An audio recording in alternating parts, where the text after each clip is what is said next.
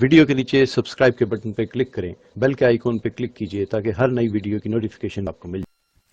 28واں پارے کی تفسیر چل رہی ہے، جس میں سورۃ التغابن اس کی شروع کی تقریباً 5 آیتوں کی تفسیر مکمل ہو چکی تھی۔ اس کے بعد سے آپ کے سامنے تلاوت کی جا رہی ہے۔ اعوذ باللہ من الشیطان الرجیم، بسم اللہ الرحمن الرحیم۔ زعم الذین کفروا ان لن یبعثوا قل بلى وربی لتبعثن ثم لتنبؤن بما عملتم وذلك على الله يسير فآمنوا بالله ورسوله والنور الذي أنزلنا والله بما تعملون خبير يوم يجمعكم ليوم الجمع ذلك يوم التغابن ومن يؤمن بالله ويعمل صالحا يكفر عنه سيئاته ويدخله جنات تجري من تحتها الأنهار خالدين فيها أبدا ذلك الفوز العظيم والذين كفروا وكذبوا بآياتنا أولئك أصحاب النار خالدين فيها وبئس المصير ما أصاب من مصيبة إلا بإذن الله ومن يؤمن بالله يهد قلبه والله بكل شيء عليم وأطيعوا الله وأطيعوا الرسول فإن توليتم فإنما على رسولنا البلاغ المبين الله لا إله إلا هو وعلى الله فليتوكل المؤمنون صدق الله العظيم۔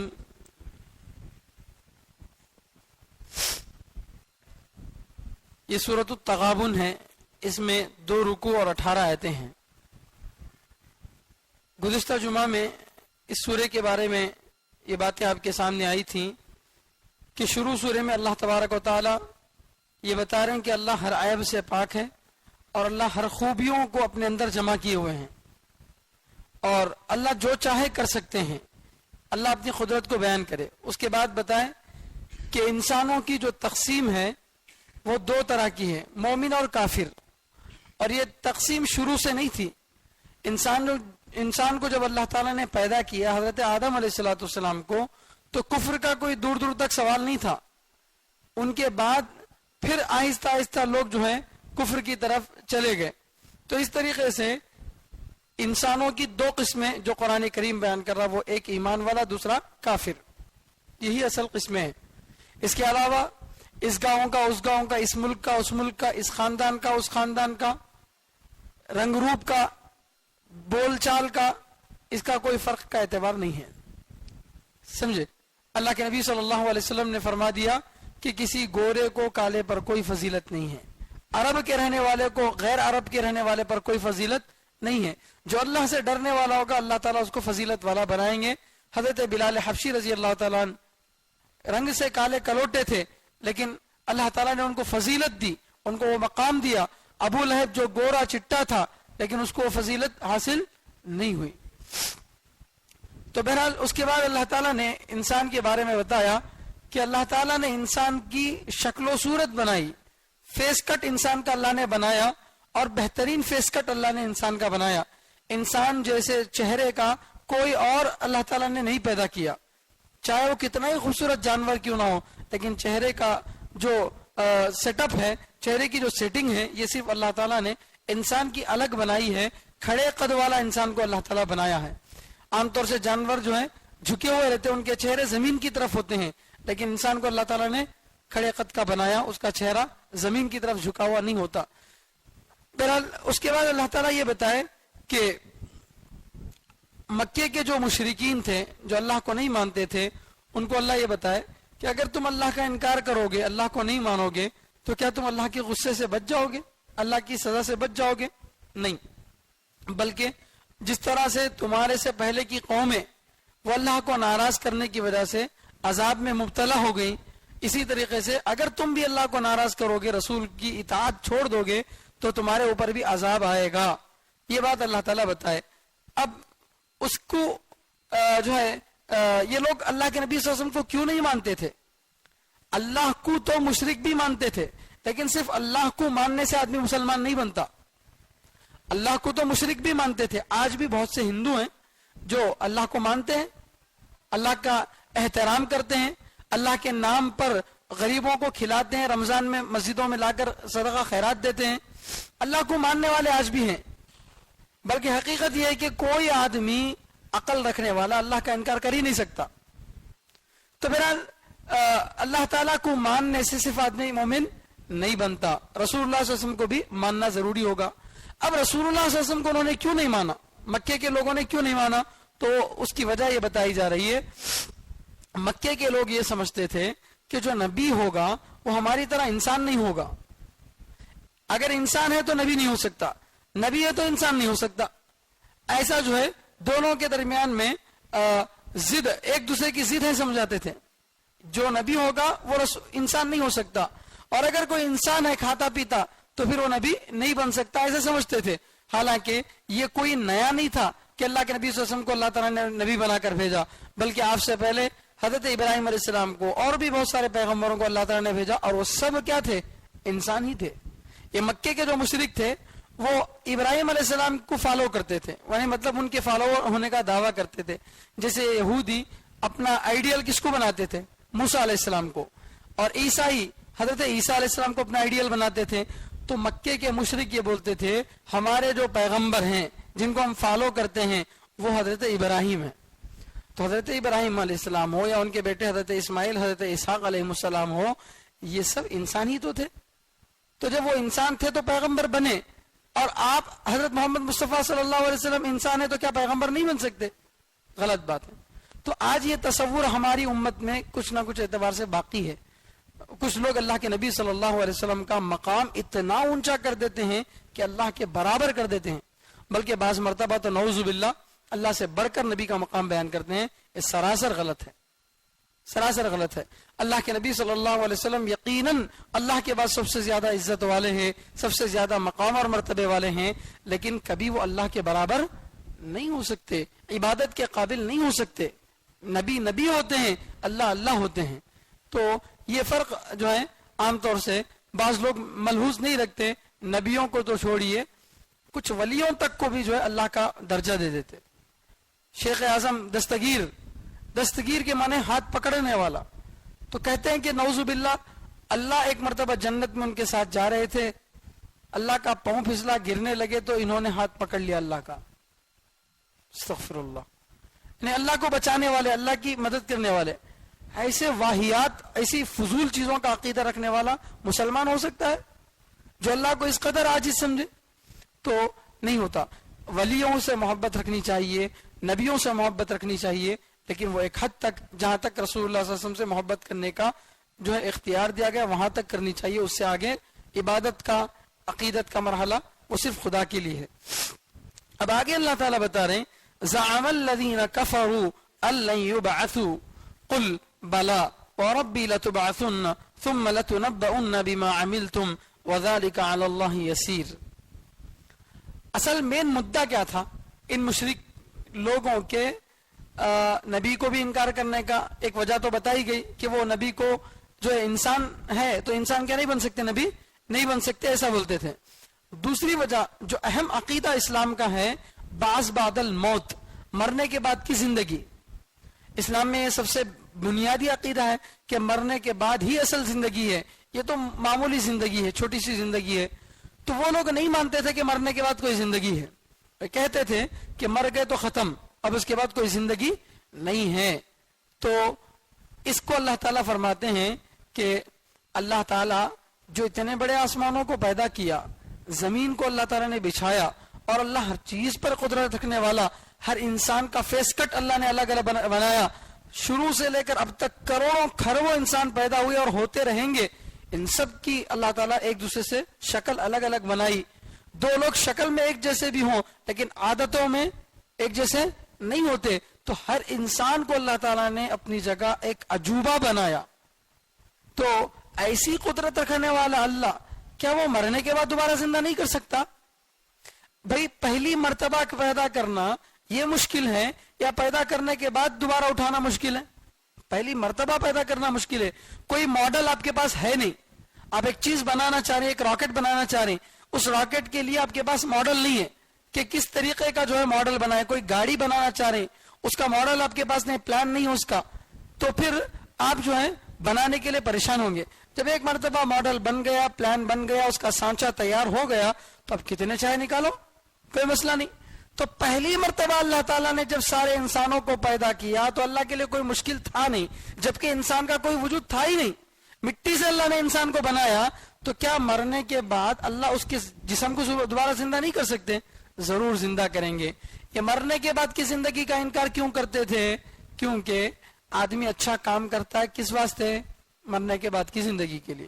دنیا میں اونچ نیچ ہوتے رہتا ہے. اور برے کاموں سے بچتا کیوں؟ آخرت میں عذاب ہوگا, قبر میں عذاب ہوگا, اس سے ڈر کے ہی نا. تو مومن کا جو خیال ہے وہ آگے کی زندگی پر ہے. آگے کی زندگی اگر میری اچھی ہونا چاہیے تو میں دنیا کی زندگی کو اچھی گزاروں, ورنہ میرے لیے آخرت کا عذاب ہے. یہ سوچ کر آدمی جو ہے ایمان والا اچھے کام کرتا ہے. اب یہ اس لیے انکار کرتے تھے کیونکہ ان کو معلوم ہے کہ ان کے غلط کام ہے اور غلط کاموں کی وجہ سے ان کو عذاب ہوگا, تو لہٰذا انکار ہی کر دیتے تھے. مرنے کے بعد کوئی زندگی نہیں ہے. تو اللہ تعالیٰ فرما رہے زعم الذین کفروا, گمان کیا ان لوگوں نے جنہوں نے کفر کیا, الن یبعثوا, کہ وہ ہرگز نہیں اٹھائے جائیں گے مرنے کے بعد. مرنے کے بعد ہرگز نہیں اٹھائے جائیں گے, ایسا انہوں نے کیا کیا؟ دعویٰ کیا. بلی کی آنکھ بند کر کر دودھ پینے سے کیا آدمی نہیں دیکھتا اس کو؟ بلی آنکھ بند کر کے دودھ پی رہی ہے اور یہ سمجھ رہی ہے کہ مجھے کوئی نہیں دیکھ رہا. یہ اس کی بیوقوفی ہے. اس کی آنکھ بند کرنے سے آدمی کیوں نہیں دیکھ سکتا اس کو؟ اس کی تو آنکھ کھلی ہے. اسی طریقے سے ان کے انکار کرنے سے حقیقتیں تھوڑی انکار ہو جاتی ہیں. اگر کوئی بولے کہ اب دن نہیں ہے تو میرے انکار کرنے سے تھوڑی دن چلا جائے گا, تو حقیقتیں چھپ نہیں سکتی. وہ کبھی انکار کرنے سے کبھی حقیقتیں چھپ نہیں سکتی. تو انہوں نے انکار کیا, دعویٰ کیا کہ الن یبعثوا, کہ وہ مرنے کے بعد دوبارہ اٹھائے نہیں جائیں گے. قل, اے نبی آپ کہہ دیجئے, بلا, کیوں نہیں, بلا کیوں نہیں, یعنی سوال کا جواب سوال. کوشچن جو انہوں نے یہ کہا کہ مرنے کے بعد اٹھائے نہیں جائیں گے, تو اللہ نے یہ نہیں کہا ہاں اٹھائے جائیں گے, ایسا نہیں کہا, بلکہ اللہ تعالیٰ پھر کوشچن کر رہے ہیں کیوں نہیں اٹھائے جائیں گے. مطلب یہ ہے کہ یہ ایک ایسا دعویٰ ہے جس کی کوئی دلیل ہی نہیں ہے, جس کا کوئی ریفرنس ہی نہیں ہے. بس برائے نام بات ہے جو ان کی زبان سے نکل رہی ہے کہ مرنے کے بعد کیوں نہیں اٹھایا جائے گا. بھائی آدمی بتائیے, انسان اگر ذرا غور کر کے دیکھے, مالک یوم الدین, بدلے کے دن کا مالک ہے. یعنی بدلے کے دن سے مراد کون ہے؟ قیامت کا دن. اللہ تعالیٰ سورہ فاتحہ کے اندر بدلے کے دن کا ذکر کیا. کیوں ذکر کیا؟ دنیا میں کالج ہو, اسکول ہو, کوئی بھی اچھا کام ہو تو آدمی کا ایک بدلے کا دن ہوتا ہے. ایگزام آیا, بچے محنت کیے, جو محنت کرنے والے تھے تو ان کی محنت کا بدلہ ان کو انعام کے دن ملتا ہے, اور جو محنت نہیں کیے ان کو فیل کر کے دوبارہ اسی کلاس میں بٹھایا جاتا ہے. آدمی ایک مہینہ مسلسل جا کر کام کرتا ہے, پھر فرسٹ تاریخ کو اس کو سیلری ملتی ہے, وہ اس کے بدلے کا دن ہے. تو ہر جگہ دنیا میں بدلے کا دن ہوتا نہیں ہوتا. اسی بدلے کے دن کے لیے, اسی بدلے کے وقت کے لیے آدمی اپنے پورے مہینے کی کمائی محنت کو آسان سمجھتا ہے. روزانہ صبح اٹھنا, تیار ہونا, محنت کر کے جانا, دھوئیں میں جانا, کسی کی بات سننا, سب کچھ سہ لیتا آدمی. کیوں؟ اس لیے کہ اس کے دماغ میں رہتا ایک مہینہ اگر میں ذرا تکلیف کر لوں گا تو 1 تاریخ میں میرے ہاتھ میں پیسے ہوں گے, میری ضرورتیں پوری ہوں گی. تو اس لیے اس 1 تاریخ کے لیے, بدلے کے دن کے لیے پورا مہینہ کیا کرتا آدمی؟ محنت کرتا ہے. یہ پریکٹیکلی ممکن ہے اور ہوتا ہے. تو اللہ تعالیٰ فرماتے ہیں یہ جو دنیا کو اللہ تعالیٰ نے سجایا ہے, کیا یہ ایسے ہی ایسے اللہ تعالیٰ بس پیدا کرنا چاہے پیدا کر دیے, اچھا کام کرنے والے کر لیے, نہیں کرنے والے کر دیے, تو اس کے بعد ختم, گیم ختم؟ ارے ایسا نہیں ہوتا بھائی. ورلڈ کپ بھی کھیلا جاتا ہے تو اس کے بعد کپ دیتے ہیں اس کو, سب لوگ کرکٹ کھیلنے کے بعد جاؤ گھروں کو بول کے بھیج دیا, تو کوئی تو بھی کھیلتا. کسی کو ہار کا غم ہوتا, کسی کو جیت کی خوشی ہوتی, کوئی خوشی نہیں ہوتی. دنیا کی ہر چیز بتاتی ہے کہ آخرت ہے. ہر جگہ بدلہ دیا جاتا ہے, اسی بدلے کے لیے لوگ محنت کرتے ہیں. محنت کرنے والوں کو اچھا بدلہ ملتا ہے, نہ کرنے والوں کو برا انجام دیکھنا پڑتا ہے. تو اللہ فرمانے بلا, کیوں نہیں, یعنی یہ عقلاً ممکن نہیں ہے, یہ انسانیت والی بات ہی نہیں ہے. یہ نیچر کے خلاف بات ہے کہ آدمی محنت کرے اس پر بدلہ نہ ملے اس کو، کیوں نہیں ملے گا؟ برابر ملے گا. ان کو اٹھایا ہی اس لیے جا رہا کہ اچھے کام کرنے والا ہوگا تو جنت میں بھیجیں گے، برے کام کرنے والا ہوگا تو جہنم میں بھیجیں گے. بلا کیوں نہیں؟ لتبعثن، انہوں نے تو انکار کیا تھا لن یبعثوا، ہرگز نہیں اٹھائے جائیں گے. تو اللہ تعالیٰ ڈبل تاکید لا رہے ہیں. انہوں بولے ہرگز نہیں اٹھائے جائیں گے، تو اللہ بول رہے ہیں ضرور بالضرور، دو مرتبہ ضرور. اللہ تعالیٰ بول رہے ہیں یقیناً ضرور تم اٹھائے جاؤ گے. تو ایک انکار کے لیے دو تاکید اللہ تعالیٰ لا رہے ہیں. بلا کیوں نہیں، یعنی اٹھائے ضرور جائیں گے. لتبعثن، تم ضرور بالضرور اٹھائے جاؤ گے مرنے کے بعد. ثم لتنبؤن، پھر تم جتلائے جاؤ گے، بتلائے جاؤ گے. بما عملتم، ان کاموں کو جو تم نے کیا. مرنے کے بعد اٹھایا جائے گا کیا واسطے؟ کہ تمہارا جو دنیا بھر میں ایگزام تم نے دیا ہے اس کا رزلٹ اب تم کو دیکھنا ہے. ایگزام دنیا دارالامتحان ہے، امتحان کی جگہ ہے. تو اب اس کا جو رزلٹ آئے گا، کون سا جواب صحیح تھا، کون سا جواب غلط تھا، یہ آدمی کو کب معلوم ہوتا ہے؟ رزلٹ لگنے کے بعد. تو اللہ فرماتے ہیں لتنبؤن بما عملتم، جن کاموں کو تم نے کیا اس کے بارے میں تم بتلائے جاؤ گے، جتلائے جاؤ گے. وذلک علی اللہ یسیر، اور یہ اللہ پر بڑا آسان ہے. یعنی تم کو مرنے کے بعد دوبارہ اٹھانا اور پھر تمہارے کاموں کا بدلہ دینا، یہ اللہ کے لیے کیا ہے؟ آسان ہے. تو ایک انسان ہو کر کوئی گیم کھلاتا ہے تو گیم کی ہر چھوٹی چیز کو نوٹ کر کے رکھتا ہے، ہر چھوٹی چیز کو نوٹ کر کے رکھتا ہے. ایک انسان جب اتنا سب کچھ خیال رکھتا ہے بدلہ دینے کے لیے، تو دنیا کو پیدا کرنے والا اللہ کیا وہ ویسے ہی چھوڑ دے گا؟ نہیں. اللہ کے لیے بڑا آسان ہے دوبارہ اٹھانا اور بدلہ دینا. اس لیے کیا کرنا چاہیے؟ قیام جو ہے مرنے کے بعد کی زندگی کا انکار نہیں کرنا چاہیے. جب انکار نہیں کریں گے تو مرنے کے بعد کی زندگی ہے. جب مرنے کے بعد کی زندگی ہے وہ اصل زندگی ہے، تو پھر دنیا میں اللہ کی بات ماننا کیا ہوا؟ ضروری ہوا. نہیں مانو گے تو پھر اس زندگی میں پچھتاؤ گے. اس طریقے سے اللہ تعالیٰ شروع سورے سے ایک تمہید باندھ کر اب عقیدہ بتا رہے ہیں کہ تم جو مرنے کے بعد کی زندگی کا انکار کر رہے ہو وہ غلط ہے، کیونکہ جس اللہ کو تم چیلنج کر رہے ہو وہ کوئی معمولی نہیں ہے. وہ تو ہر عیب سے پاک ہے، تمام خوبیوں والا ہے، وہ ہر چیز کو کر سکتا ہے. آسمانوں زمینوں کو بنایا، انسانوں کی شکل بنائی، یہ سب اللہ تعالیٰ اوپر سے کیا کرے؟ اپنی قدرت کو بتائے. بتانے کے بعد اللہ کا پاور یہ ہے، جب اتنا پاور والا اللہ کیا یہ نہیں کر سکتا؟ ضرور کر سکتا ہے. وَذَلِكَ عَلَى اللَّهِ يَسِيرٌ، اور یہ اللہ پر بڑا آسان ہے. ٹھیک ہے، جب موت کے بعد کی زندگی ثابت ہو گئی تو کرنا کیا چاہیے؟ فَآمِنُوا، چنانچہ تم ایمان لے آؤ. فَآمِنُوا، دیکھیے قرآن کی ایک آیت کیسے دوسری آیت سے جڑی ہوئی ہے. تو اوپر سے قدرت کو بیان کر کے عقیدے کو بیان کیا. اب جب عقیدہ ثابت ہو گیا دلیل سے، تو اب کرنا کیا چاہیے؟ جب معلوم ہو گیا کہ مرنے کے بعد کی زندگی ہے تو اب غفلت میں رہنا نہیں چاہیے، نبی کا انکار کرنا نہیں چاہیے، اللہ کا انکار کرنا نہیں چاہیے، بلکہ فآمنوا، تم ایمان لے آؤ. کس پر؟ باللہ، سب سے پہلے تو اللہ پر. رسول کو مان رہے اللہ کو نہیں مان رہے تب بھی ماننا مکمل.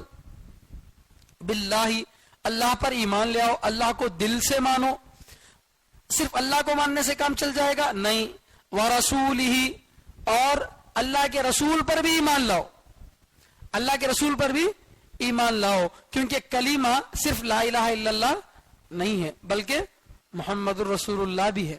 تو دونوں چیزیں ملیں گی تو ہی کیا ہوگا؟ آدمی کا ایمان مکمل ہوگا. تو اللہ پر بھی ایمان لاؤ اور اللہ کے رسول پر بھی ایمان لاؤ. اور اللہ نے اپنے رسول کو جو خاص گفٹ دیا وہ کیا تھا؟ قرآن. والنور، اور اس روشنی پر، اس نور پر بھی ایمان لاؤ. الذی انزلنا، جو ہم نے اتارا، جو ہم نے اتارا.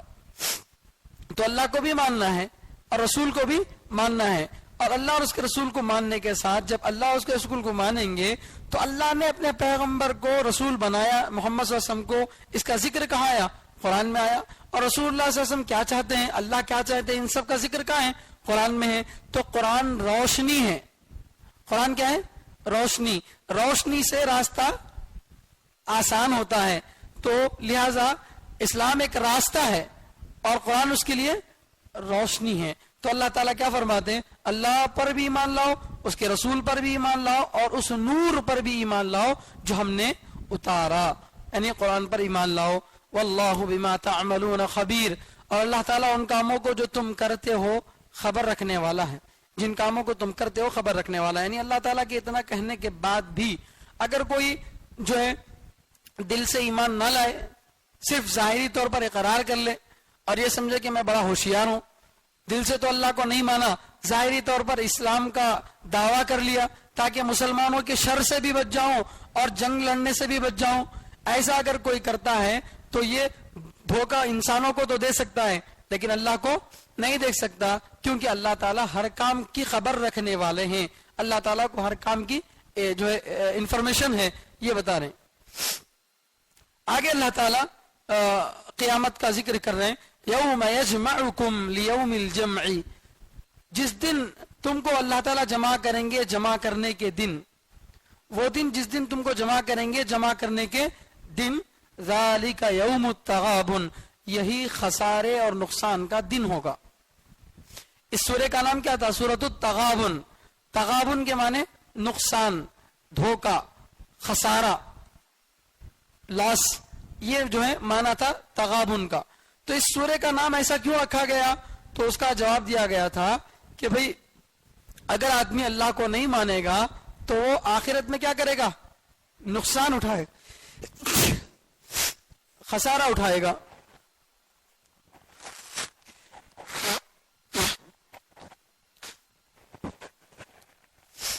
آخرت میں جو ہے انسان نقصان اور خسارہ اٹھائے گا. اس کی تفصیل بھی آئی تھی, حدیث میں آتا ہے کہ جتنے انسان ہیں شروع سے آخر تک قیامت تک, ان سب انسانوں کی سیٹ جو ہے جنت میں بھی ہے اور سب کی سیٹ جہنم میں بھی ہے. مان لو 1 ارب کروڑ انسان ہیں تو جنت میں بھی اتنی ہی سیٹ ہیں جتنے انسان ہیں. انسانوں کی گنتی کے برابر ہی جنت میں بھی سیٹ ہے اور انسانوں کی گنتی کے برابر ہی جہنم میں بھی سیٹ ہے. سمجھے؟ یعنی گویا اگر سارے انسانوں کو جہنم میں ڈال دیا جائے تو جہنم سب کے لیے سیٹیں ہوں گی وہاں پر, اور سارے انسانوں کو جنت میں ڈالا جائے گا تو بھی سب کے لیے کیا ہوں گی؟ سیٹیں ہوں گی. اب ظاہر بات ہے ہر کوئی جنت میں بھی جا نہیں سکتا, ہر کوئی جہنم میں بھی جا نہیں سکتا. تو کیا ہوگا؟ جنت والے جو جنت میں جائیں گے تو ان کو اپنی سیٹ تو ملے گی, ان کو وہ سیٹ بھی مل جائے گی جو جہنم میں جانے والوں کی یہاں بک تھی. جو جہنم میں گئے ان کی ایک سیٹ کہاں بھی تھی؟ جنت میں بھی تھی نا. ہر آدمی کی 2 سیٹاں تھے, تو ایک جنت میں ایک جہنم میں. تو جب یہ آدمی جہنم میں چلا گیا تو یہ تو جہنم میں اپنی سیٹ لے لیا, لیکن اس کی جو جنت کی سیٹ تھی وہ کون لیا؟ وہ ایمان والا لے لیا. وہ کون لے لیا؟ ایمان والا لے لیا, اس کو نفع ہو گیا. اور یہ جو جنت میں گیا ہے اس کی جہنم میں بھی تو ایک سیٹ تھی, وہ سیٹ کون لیا؟ وہی آدمی جو جہنم میں گیا. تو اپنی جنت کی سیٹ بھی گئی اور الٹا دوسرے کی جہنم کی سیٹ بھی خود کے سر پہ پڑ گئی. تو یہ نقصان ہوا نہیں ہوا؟ خسارہ ہوا نہیں ہوا؟ تو اس لیے اللہ تعالیٰ فرما رہے ہیں جس دن تم کو اللہ جمع کریں گے, جمع کرنے کے دن. جمع کرنے کا دن کون سا؟ قیامت کا دن. کیونکہ قیامت کے دن اللہ تعالیٰ اول انسان حضرت آدم علیہ السلام سے لے کر آخر میں آنے والے تمام انسانوں کو کیا کریں گے؟ جمع کریں گے. سب ایک جگہ جمع ہو جائیں گے. ذالک یوم التغابن, وہی دن کیا ہوگا؟ خسارے اور نقصان کا ہوگا. ایک سوال پیدا ہوگا, ٹھیک ہے مولانا آپ جو بول رہے ہیں کہ انہیں جہنم میں جانے والا جہنم میں چلا گیا تو اس کی جنت کی سیٹ چلی گئی, الٹا اس کو جہنم کی اور ایک ایکسٹرا سیٹ وہی مل گئی اس کو, تو اس کا نقصان ہوا, خسارہ ہوا. لیکن جنت میں جانے والے کے لیے بھی اللہ تعالیٰ کیا فرما رہے ہیں؟ خسارے کا دن بول رہے ہیں. ایسا تو نہیں بول رہے نا اللہ کہ قیامت کا دن صرف جو ہے دوزخ میں جانے والوں کے لیے خسارہ ہے, ایسا نہیں بول رہے, بلکہ قیامت کے دن کا اللہ نام کیا رکھ رہے؟ خسارے کا, نقصان کا دن بول کے نام رکھ رہے. اب یہ نقصان جہنم والوں کے لیے کیسا وہ سمجھ میں آیا, لیکن جنت میں جانے والوں کا نقصان کیا ہوا؟ ان کے لیے بھی اس دن کا نام کیا ہے؟ خسارے کا دن, نقصان کا دن. یہ تو جنت میں چلے گئے, ان کا کیا نقصان ہوا؟ نقصان اس اعتبار سے ہوا کہ جہاں آدمی جنت میں جانے کے بعد بھی ایک چیز کا اس کو افسوس رہے گا. وہ کیا افسوس؟ اس گھڑی کا, اس لمحے اور منٹ کا جو اللہ کی یاد کے بغیر گزار دیا, جو اللہ کی یاد کے بغیر گزار دیا. تو آدمی سوچے گا اللہ کا ذکر اگر میں زیادہ کرتا تو مجھے اور اونچی والی جنت ملتی، اور زیادہ میرا بڑا مقام ہوتا، مجھے اور بڑی جنت ملتی. میں ذرا کم ذکر کرنے کی وجہ سے مجھے ذرا کم درجے کی جنت ملی ہے، کیونکہ جنت درجات الگ الگ ہوں گے، سب کو ایک جنت نہیں ملے گی. تو جنت میں جانے کے بعد بھی آدمی کو اس لمحے پر افسوس ہوگا جس لمحے کو اس نے اللہ کے ذکر بغیر گزار دیا. جنت تو مل گئی، سمجھے؟ تو ویسے ہی اللہ تعالیٰ تو فرماتے ہیں یہ نقصان اور خسارے کا دن ہے. کس کے لیے بھی؟ ایمان والے کے لیے بھی، اگر اس نے کیا کیا؟ وقت کو ضائع کیا. اللہ کے نبی صلی اللہ علیہ وسلم پیشاب سے آنے کے بعد، پاخانے سے آنے کے بعد جو دعا سکھائیں وہ کیا دعا ہے؟ غفرانک الحمدللہ الذی اذھب عنی الاذی وعافانی. غفرانک کے معنی کیا؟ اے اللہ مجھے معاف کر دے، اے اللہ مجھے معاف کر دے.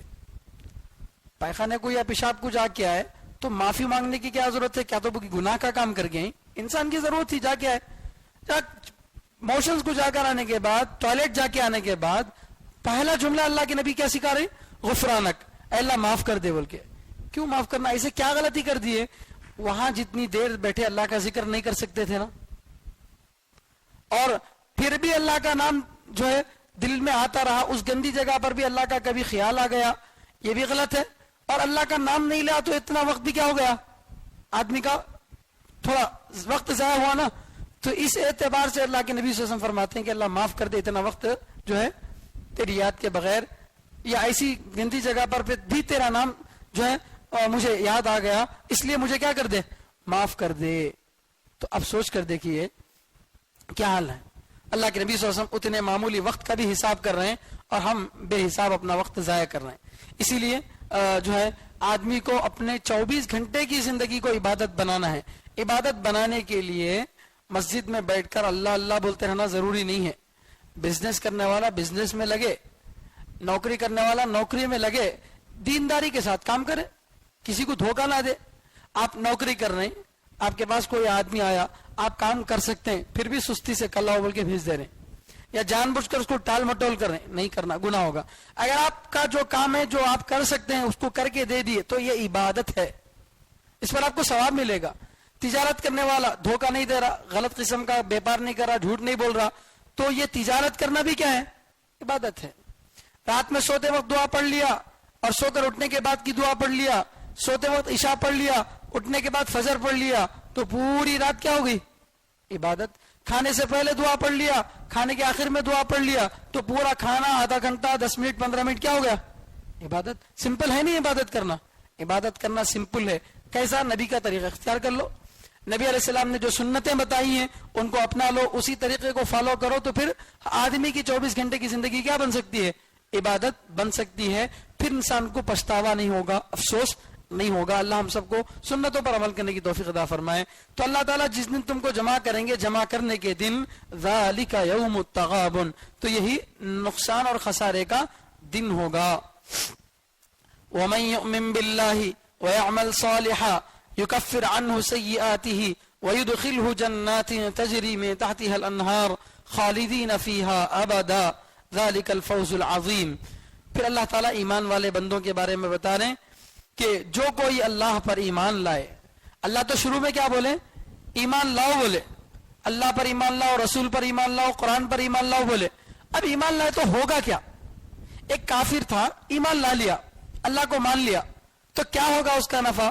تو اللہ تعالیٰ فرما رہے وَمَن يُؤْمِن بِاللَّهِ، اور جو کوئی اللہ پر ایمان لا لے، اللہ کو دل سے مان لے، زبان سے اس کا اقرار بھی کر دے، اور صرف ایمان لانا کافی نہیں ہے، وَيَعْمَلْ صَالِحًا، اور نیک کام بھی کرے، نیک کام بھی کرے.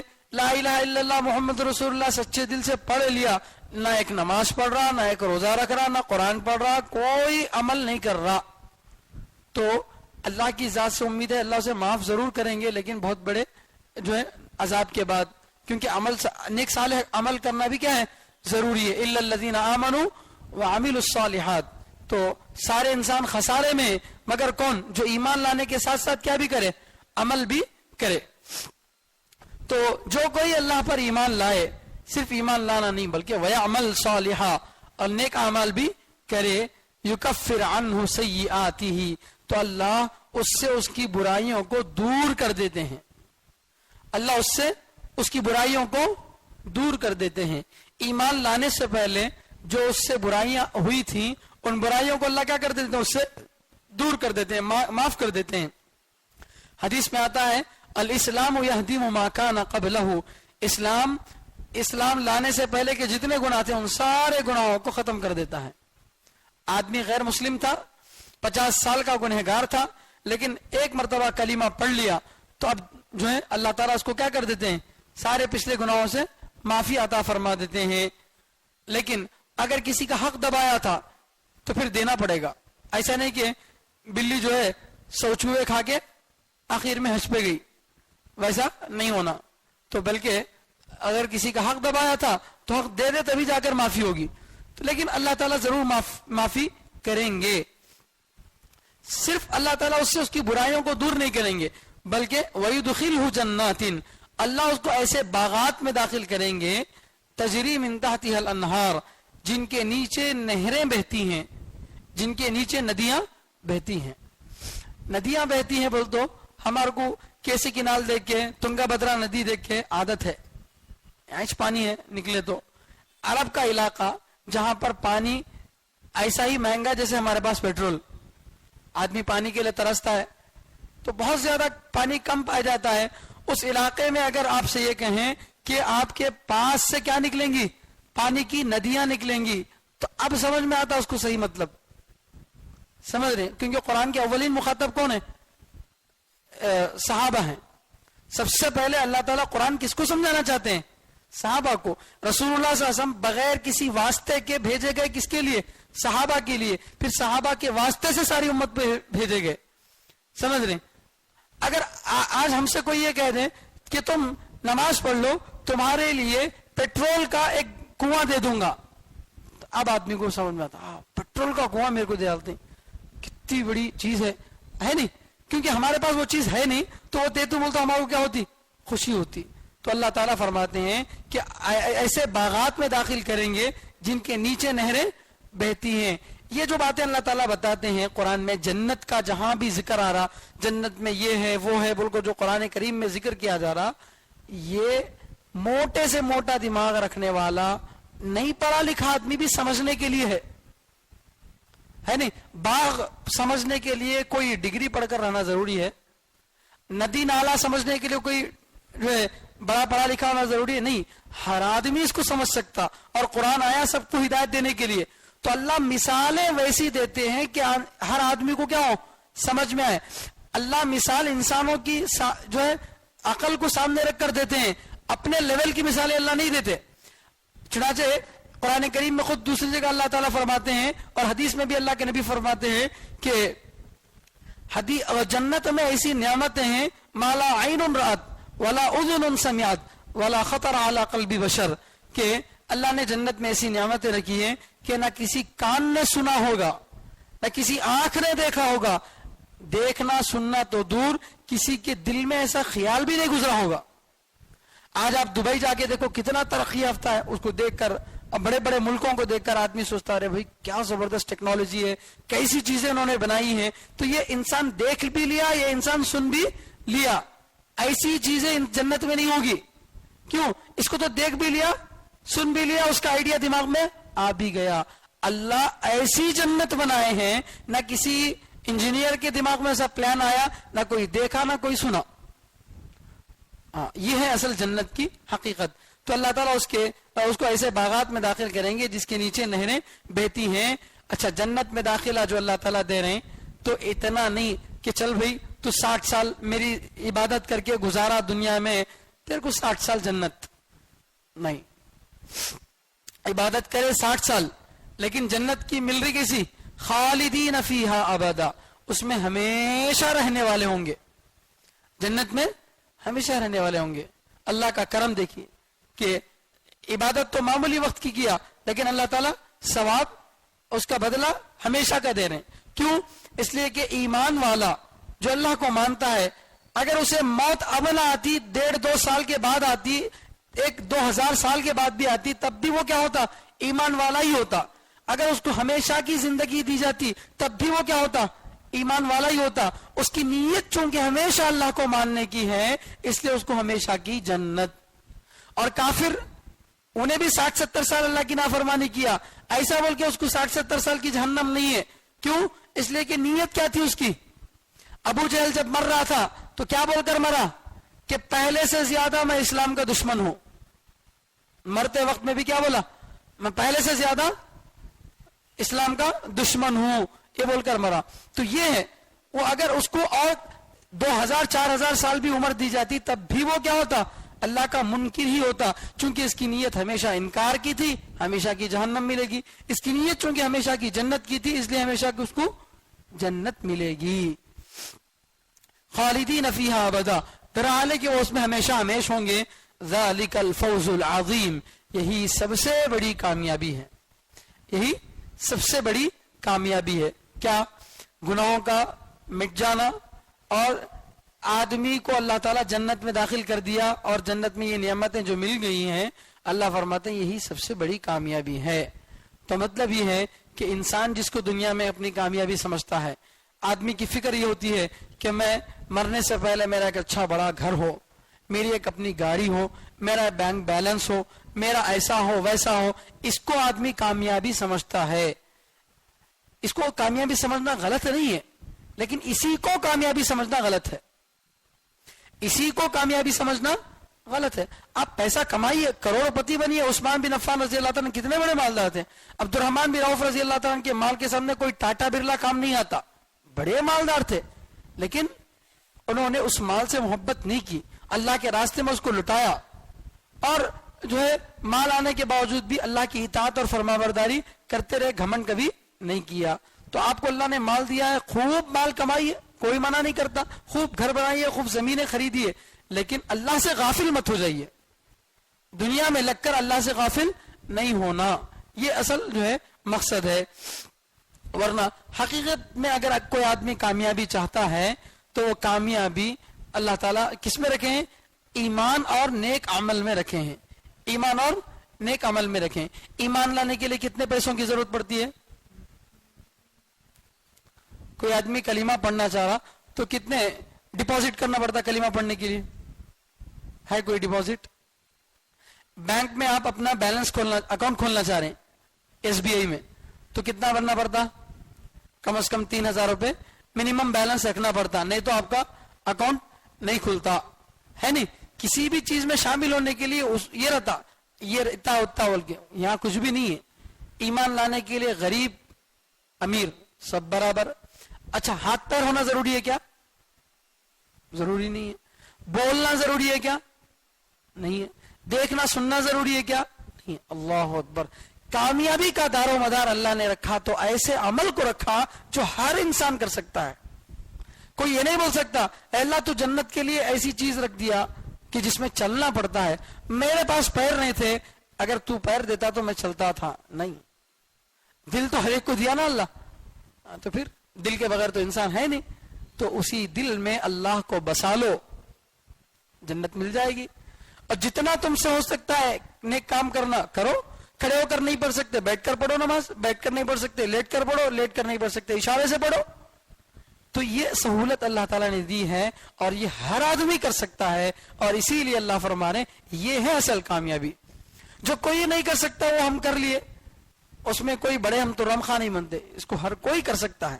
اس میں جو ہے اللہ تعالیٰ نے چھوٹ دی, اس لیے فرماتے ہیں کر سکتے تھے پھر بھی نہیں کرے تو یہ بڑا نقصان ہے. اس لیے یہی سب سے بڑی کامیابی ہے. اب جب ایمان والوں کا دوستوں کا ذکر آیا تو کس کا بھی ذکر آنا ضروری ہے؟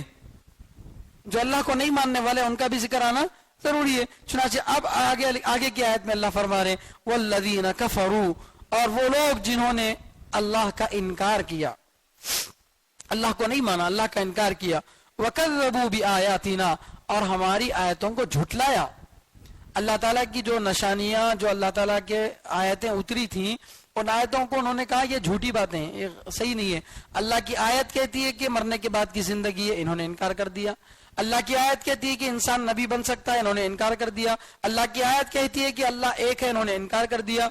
اس طریقے سے قرآن کریم کی جو آیتیں اترتی تھیں ان کو انہوں نے کیا کیا؟ ریجیکٹ کر دیا. اللہ کو بھی اللہ کا بھی انکار کیا, اللہ کی آیتوں کو بھی انہوں نے جھٹلا دیا, تو اولئک اصحاب النار, یہ ہیں جہنم والے, آگ والے, یہ ہیں آگ والے, جہنم والے, خالدین فیہا, یہ بھی اس میں ہمیشہ رہیں گے. جنت میں جانے والا جنت میں ہمیشہ کے لیے, جہنم میں جانے والا جہنم میں ہمیشہ کے لیے. ایک بزرگ فرماتے ہیں حضرت مولانا اشرف علی تھانوی رحمۃ اللہ علیہ, اگر جنت میں جانے والے کو یہ معلوم ہو جائے کہ وہ جنت میں اتنے سال رہے گا جتنے دنیا میں کنکر ہیں. ایک مسجد میں کتنے کنکر ہوں گے بالو کے, دنیا بھر میں کتنے کنکر ہوں گے. اگر کسی کو یہ معلوم ہو جائے کہ دنیا بھر میں جتنے کنکر ہیں اتنے کنکر کے برابر سال جنت میں رہیں گے, تو جنت میں جانے کے بعد اسے خوشی نہیں ہوگی. کیوں؟ اتنے سال ایک نہ ایک وقت ختم ہو جائیں گے نا بھئی, اب نہ صحیح کبھی نہ کبھی کیا ہو جائیں گے, ختم ہو جائیں گے. اس لیے اس کو خوشی نہیں ملے گی کہ یہاں سے کسی نہ کسی وقت تو کیا ہے, نکلنا ہے. اور اگر جہنم میں جانے والے کو یہ معلوم ہو کہ تم کو اتنے ہی سال جہنم میں رہنا ہے جتنے دنیا میں کنکر ہیں, تو اسے خوشی ہوگی, راحت ہوگی کہ چل بھئی کب تو بھی نکلنے کا ایک موقع تو بھی ہے نا, چلو کروڑوں سال جہنم میں جلیں گے, کم از کم کبھی نہ کبھی تو نکل سکتے نا. تو اللہ تعالیٰ دو جگہ بھی بند کر دیے, نکلنے کا سوال ہی نہیں, نہ یہاں سے نکلنے کا نہ وہاں سے نکلنے کا. ہاں اگر ایمان والا جہنم میں جاتا ہے تو اس کی جو سزا ہے وہ سزا پوری ہونے کے بعد اللہ تعالیٰ اس کو جنت میں داخل کریں گے. اور جہنم کیسی ہے جگہ, وبئس المصیر, اور جہنم کیا ہی برا ٹھکانہ ہے. تو یہ جو ہے یہاں تک کی آیتیں ہیں. چونکہ مغرب کا وقت بالکل قریب ہو چکا ہے, اس لیے یہیں پر اپنی تفسیر کو مکمل کرتا ہوں کہ اللہ تعالیٰ سے دعا ہے کہ اللہ تعالیٰ ہم سب کو جنت والے اعمال کرنے کی توفیق عطا فرمائے, جہنم تک پہنچانے والے اعمال سے اللہ ہماری حفاظت فرمائے. قیامت کے دن اللہ تعالیٰ ہمارے نام اعمال کو, ہمارے حساب کتاب کو اللہ آسان فرمائے. اللہ تمام عقائد کو جو قرآن کریم میں اللہ نے بیان کیا صحیح معنی میں سمجھ کر اس کو دل میں بسانے کی توفیق عطا فرمائے. سبحان اللہ و بحمدہ, سبحانک اللہم و بحمدک, ونشہد ان لا الہ الا انت ونستغفرک ونتوب الیک.